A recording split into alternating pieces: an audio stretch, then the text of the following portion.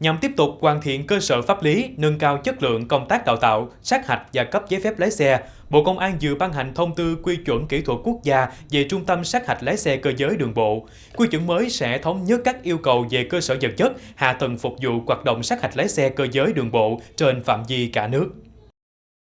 Theo lộ trình, từ năm 2027 áp dụng các quy định về bảo đảm cơ sở vật chất, trang thiết bị tại phòng y tế, máy tính giám sát sát hạch, thiết bị và phần mềm ứng dụng định danh, xác thực điện tử. Đến năm 2028 áp dụng các quy định về bài sát hạch xử lý tình huống giả định trên đường, đủ giới hạn A1, A và thiết bị, phần mềm phục vụ nội dung sát hạch này.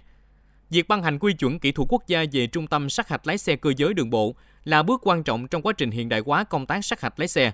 tăng cường ứng dụng khoa học công nghệ và chuyển đổi số, góp phần nâng cao chất lượng đào tạo, sát hạch người lái xe, đáp ứng yêu cầu bảo đảm trật tự an toàn giao thông trong tình hình mới.